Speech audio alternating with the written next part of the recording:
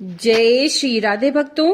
गरुड़ पुराण के सारोद्धार के 14वें अध्याय तक की कथा का हम श्रवण कर चुके हैं, जिसमें यमलोक की सभा और यमलोक तक पहुंचने के मार्गों का वर्णन था। आज हम आपके लिए यहाँ पर लेकर आए हैं 15वें अध्याय की कथा, जो है धर्मात्मा जन का दिव्य लोकों का सुख को भोगकर उत्तम कुल में जन्म लेना, शरीर के व्यवहारिक और परमार्थिक दो रूपों का वर्णन, अजपाजप की विधि, भगवत प्राप्ति के साधनों में भक्ति योग की प्रधानता। तो चलिए शुरू करते हैं। गरुड़ जी ने कहा, धर्मात्मा व्यक्ति स्वर्ग के भोगों को भोगकर पुनः निर्मल कुल में उत्पन्न होता है, इसलिए माता के गर्भ में उसकी उत्पत्ति कैसे होती है, इसके विषय में बताइए। हे करुणानिधि पुण्यात्मा पुरुष, इस देह के विषय में जिस प्रकार विचार करता है वह मैं सुनना चाहता हूँ, कृपया मुझे बताएं। श्री भगवान ने कहा, हे ताक्ष, तुमने ठीक पूछा है। मैं तुम्हें परम गोपनीय बात बताता हूँ, जिसे जान लेने मात्र से मनुष्य सर्वज्ञ हो जाता है। पहले मैं तुम्हें शरीर के परमार्थिक स्वरूप के विषय में बताता हूँ, जो ब्रह्मांड के गुणों से संपन्न है और योगियों के द्वारा धारण करने योग्य है। इस परमार्थिक शरीर में जिस प्रकार योगी लोग खट चक्र का चिंतन करते हैं और ब्रह्म रंध्र में सच्चिदानंद स्वरूप ब्रह्म का जिस प्रकार ध्यान करते हैं, वह सब मुझसे सुनो।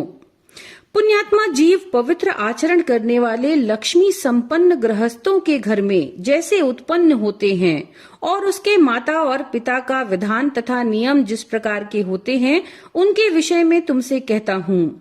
स्त्रियों के ऋतुकाल में 4 दिन तक उनका त्याग करना चाहिए, उतने समय तक उनका मुख भी नहीं देखना चाहिए, क्योंकि उस समय उनके शरीर में पाप का निवास होता है।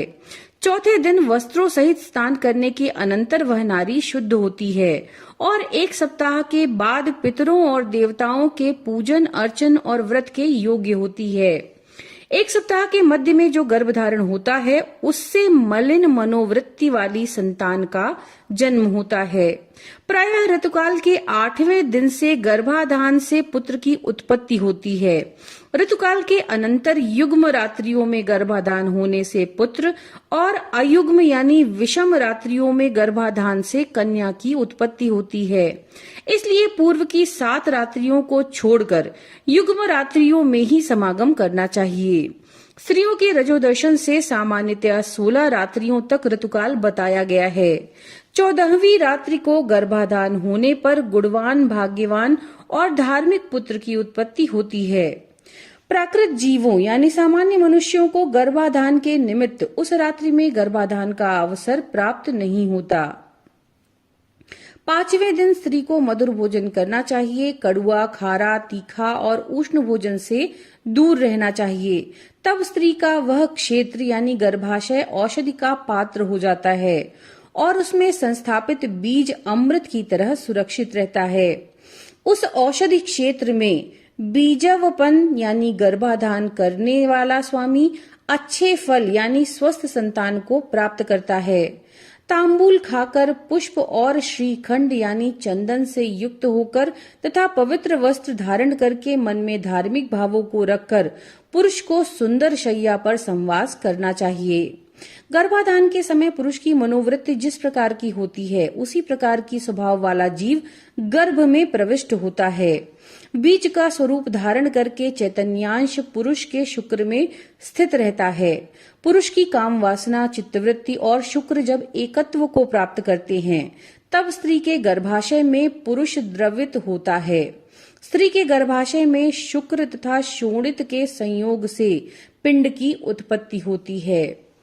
गर्भ में आने वाला सुकृति पुत्र पिता माता को परम आनंद देने वाला होता है और उसके पुंसवन आदि समस्त संस्कार किए जाते हैं। पुण्यात्मा पुरुष ग्रहों की उच्च स्थिति में जन्म प्राप्त करता है। ऐसे पुत्र की उत्पत्ति के समय ब्राह्मण बहुत सारा धन प्राप्त करते हैं। वह पुत्र विद्या और विनय से संपन्न होता है, पिता के घर में बढ़ता है और सत्पुरुषों के संसर्ग से सभी शास्त्रों में पांडित्य संपन्न हो जाता है। वह तरुणावस्था में दिव्य अंगना आदि का योग प्राप्त करता है और दानशील तथा धनी होता है। पूर्व में किए हुए तपस्या, तीर्थ सेवन और महापुण्यों के फल का उदय होने पर वह नित्य आत्मा और अनात्मा अर्थात परमात्मा और उससे विभिन्न पदार्थ के विषय में विचार करने लगता है, जिससे उसे ये बोध हो जाता है कि सांसारिक मनुष्य भ्रमवश रस्सी में सर्प के आरोप की भांति वस्तु यानी सच्चिदानंद ब्रह्म में अवस्तु अर्थात आज्ञानादि जगत प्रपंच का अध्यारोप करता है। तब अपवाद यानी मिथ्या ज्ञान या भ्रम ज्ञान के निराकरण से रस्सी में सर्प की भ्रांति के निराकरण पूर्वक रस्सी की वास्तविकता के ज्ञान के समान ब्रह्म रूपी सत्य वस्तु में अज्ञानादि जगत प्रपंच की मिथ्या प्रतीति के दूर हो जाने पर और ब्रह्म रूप सत्य वस्तु का सम्यक ज्ञान हो जाने पर वह उसी सच्चिदानंद ब्रह्म का चिंतन करने लगता है। सांसारिक पदार्थ रूप अवस्तु या अनात्मा पदार्थों से अन्वित या संबंध होने वाले इस ब्रह्म के संग रहित शुद्ध स्वरूप के सम्यक बोध के लिए मैं तुम्हें इसके साथ अन्वित या संबंध प्रतीत होने वाले पृथ्वी आदि अनात्म वर्ग के अर्थात पंचभूतों आदि के गुणों को बतलाता हूँ। पृथ्वी, जल, अग्नि, वायु तथा आकाश ये 5 स्थूल भूत कहे गए हैं। यह शरीर इन्हीं 5 भूतों से बनता है, इसीलिए इसे 5 भौतिक कहा जाता है। हे खगेश्वर, त्वचा, हड्डियां, नाड़ियां, रोम तथा मांस ये 5 भूमि के गुण हैं। ये मैंने तुम्हें बतलाया है। लार, मूत्र, वीर्य, मज्जा तथा 5वां रक्त ये 5 जल के गुण कहे गए हैं। अब तेज के गुण सुनो। हिताक्ष, योगियों के द्वारा सर्वत्र क्षुधा, तृषा, आलस्य, निंद्रा और कांति ये 5 गुण तेज के कहे गए हैं। सिकुड़ना, दौड़ना, लांघना, फैलना और चेष्टा करना ये 5 गुण वायु के कहे गए हैं। घोष यानी शब्द, छिद्र, गांभीर्य, श्रवण तथा सर्व संशय समस्त तत्वों को आश्रय प्रदान करना ये 5 गुण तुम्हें प्रयत्न पूर्वक आकाश के जानने चाहिए। पूर्वजन्म के कर्मों से अधिवासित मन, बुद्धि, अहंकार और चित्त ये अंतःकरण चतुष्षष्टि कहा जाता है। श्रोत्र यानी कान, त्वक, जिह्वा, चक्षु यानी नेत्र, नासिका ये ज्ञानेंद्रियां हैं तथा वाक, हाथ, पैर, गुदा और उपस्थ ये कर्मेंद्रियां हैं। दिशा, वायु, सूर्य, प्रचेता और अश्विन कुमार ये ज्ञानेंद्रियों के तथा वाणी, इंद्र, विष्णु, मित्र तथा प्रजापति ये कर्मेंद्रियों के देवता कहे गए हैं। देह के मध्य में ईड़ा, पिंगला, सुषुम्ना, गांधारी, गजजीवा, पूषा, यशस्विनी, अलम्बुषा, कुहू और शंखिनी ये 10 प्रधान नाड़ियां स्थित हैं। प्राण, अपान, समान, उदान तथा व्यान, नाग, कूर्म, कृकल, देवदत्त तथा धनंजय ये 10 वायु हैं। हृदय में प्राण वायु, गुदा में अपान वायु, नाभि मंडल में समान वायु, कंठ देश में उदान वायु, संपूर्ण शरीर में व्यान वायु व्याप्त रहते हैं।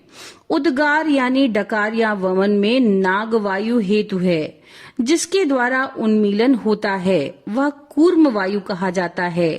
कृकल नामक वायु क्षुधा को उद्दीप्त करता है। देवदत्त नामक वायु जम्हाई कराता है। सर्वव्यापी धनंजय वायु मृत्यु के पश्चात भी मृत शरीर को नहीं छोड़ता। ग्रास के रूप में खाया हुआ अन्न सभी प्राणियों के शरीर को पुष्ट करता है। उस पुष्टिकारक अन्न के सारांशभूत रस को व्यान नाम के वायु शरीर के सभी नाड़ियों में पहुंचाता है।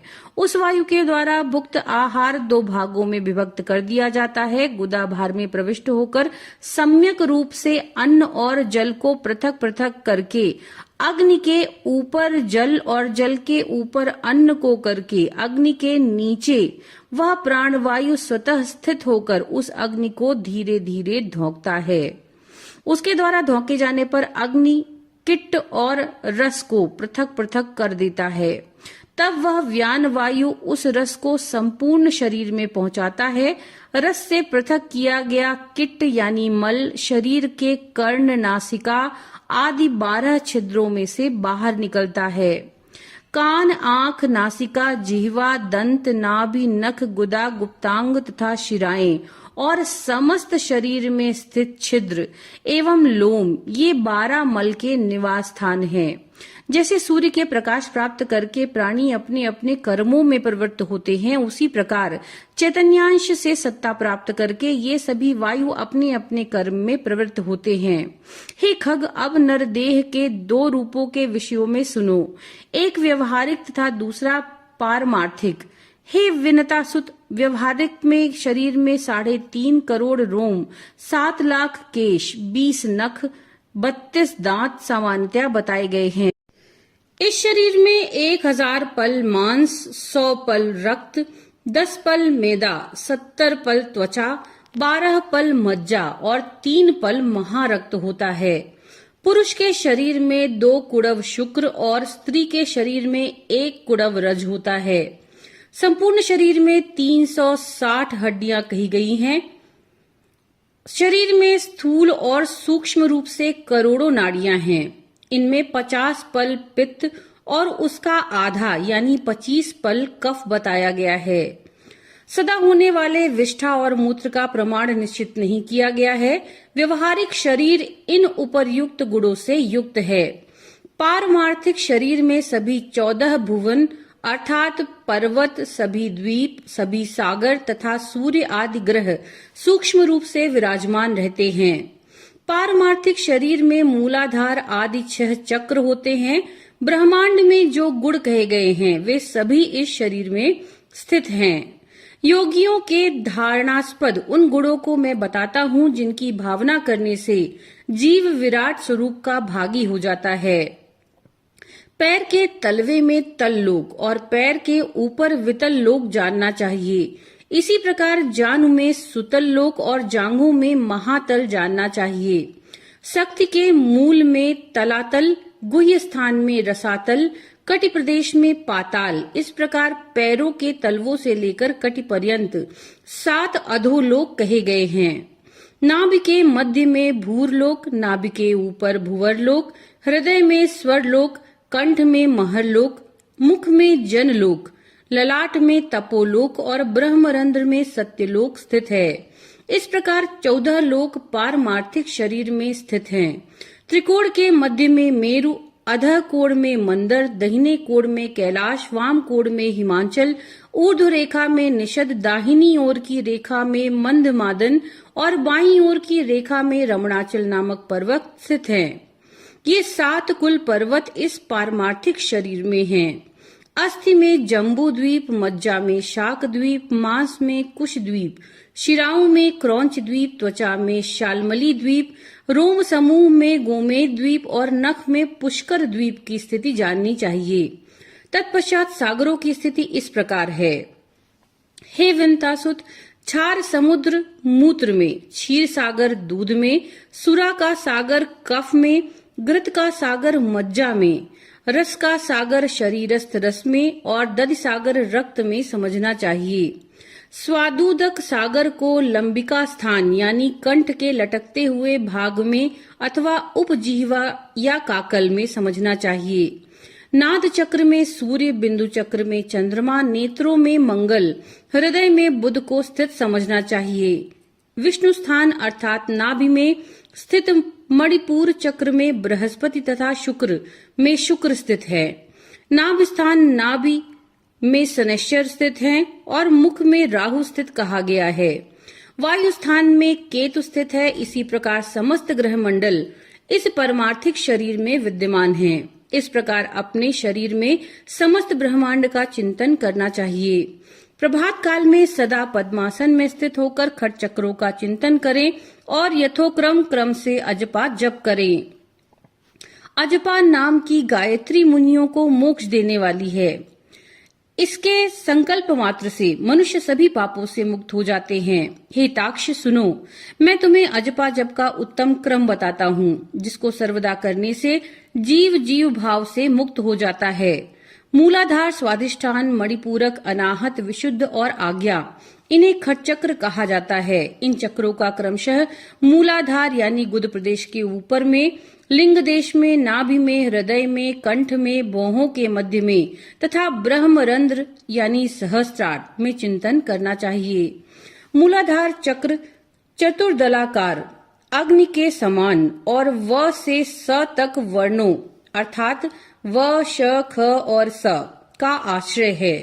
स्वादिष्ठान चक्र सूर्य के समान दीप्तमान वा से लेकर ला पर्यंत वर्णों यानी ब, भ, म, य, र, ल का आश्रय स्थान और खट दलाकार है।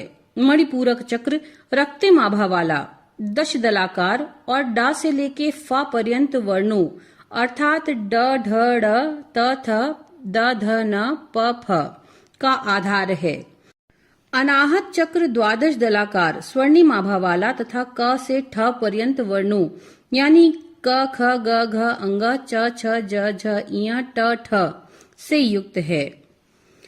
विशुद्ध चक्र षोडश दलाकार 16 स्वरों वाला अ, आ, ई, उ, र, ल, ए, ओ, अंग, आहा से युक्त कमल और चंद्रमा के समान कांति वाला होता है। आज्ञा चक्र हंसह इन दो अक्षरों से युक्त द्विदलाकार और रक्तिम वर्ण का है। उसके ऊपर ब्रह्मरंध्र में दैदीप्यमान सहस्त्र दल कमलाकार चक्र है जो सदा सत्यमय, आनंदमय, शिवमय, ज्योतिर्मय तथा शाश्वत है। इन चक्रों में क्रमशः गणेश, ब्रह्मा, विष्णु, शिव, जीवात्मा, गुरु तथा व्यापक परब्रह्म का चिंतन करना चाहिए। अतः मूलाधार चक्र में गणेश जी का, स्वादिष्ठान चक्र में ब्रह्मा जी का, मणिपुर चक्र में विष्णु जी का, अनाहत चक्र में शिव जी का, विशुद्ध चक्र में जीवात्मा का, आज्ञा चक्र में गुरु का, सहस्त्रार चक्र में सर्वव्यापी परम ब्रह्म का चिंतन करना चाहिए। विद्वानों ने एक दिन रात में 21,600 श्वासों की सूक्ष्म गति कही है। हंग शब्द का उच्चारण करते हुए श्वास बाहर निकलता है और सह की ध्वनि करता हुआ अंदर प्रविष्ट होता है। इस प्रकार तात्विक रूप से जीव हंसः हंसः इस मंत्र से परमात्मा का निरंतर जप करता रहता है।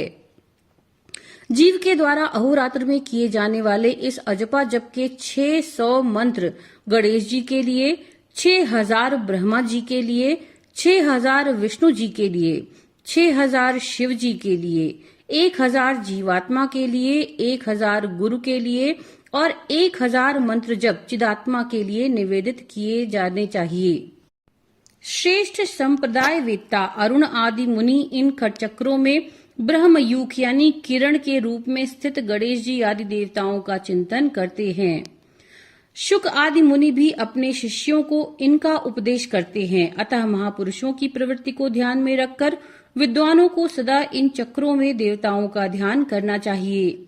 सभी चक्रों में अनन्य भाव से उन देवताओं की मानस पूजा करके गुरु के उपदेश के अनुसार अजपा गायत्री का जप करना चाहिए। इसके बाद ब्रह्मरंध्र में अधोमुख रूप में स्थित सहस्त्रदल कमल पर हंस पर विराजमान वर तथा अभय मुद्रा युक्त दोनों हस्त कमलों की स्थिति वाले श्री गुरु का चिंतन करना चाहिए। गुरु चरणों से निकलती हुई अमृतमयी धारा से अपने शरीर को प्रक्षालित होता हुआ सा चिंतन करें। फिर पंचोपचार से पूजा करके स्तुतिपूर्वक प्रणाम करना चाहिए। तदनंतर कुंडलिनी का ध्यान करना चाहिए जो खट चक्रों में 3.5 वलय में स्थित है और आरोह तथा अवरोह के रूप में खट चक्र का संचरण करती है।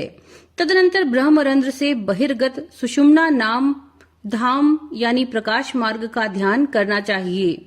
उस मार्ग से जाने वाले पुरुष विष्णु के परम पद को प्राप्त करते हैं।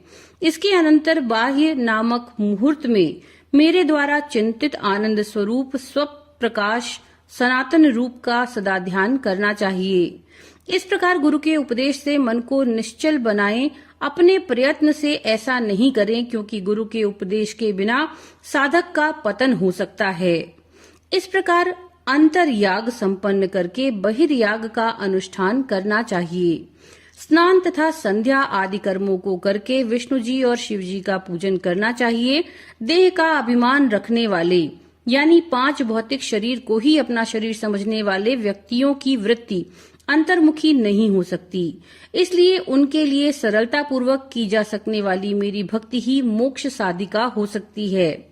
यद्यपि तपस्या और योग साधना आदि के भी मोक्ष के मार्ग हैं, तो भी इस संसार चक्र में फंसे हुए व्यक्तियों के उद्धार के लिए मेरा भक्ति मार्ग ही समीचीन उपाय है। ब्रह्मा आदि देवों ने वेद और शास्त्र का पुनः पुनः विचार करके 3 बार यही सिद्धांत सुनिश्चित किया है। यद्यपि सद्धर्म भी अंतःकरण की शुद्धि के हेतु हैं और इस शुद्धि के फलस्वरूप मेरी भक्ति प्राप्त होती है, जिसे प्राप्त करके व्यक्ति पुनः जन्म मरणादि दुखों से पीड़ित नहीं होते। हे ताक्ष, जो सुकृति मनुष्य इस प्रकार का आचरण करता है, वह मेरी भक्ति के योग से सनातन मोक्ष पद प्राप्त करता है। इस प्रकार गरुड़ पुराण के अंतर्गत सारोद्धार में सुकृति जन्म जन्माचरण निरूपण नामक 15वां अध्याय पूरा हुआ। नमो नारायण।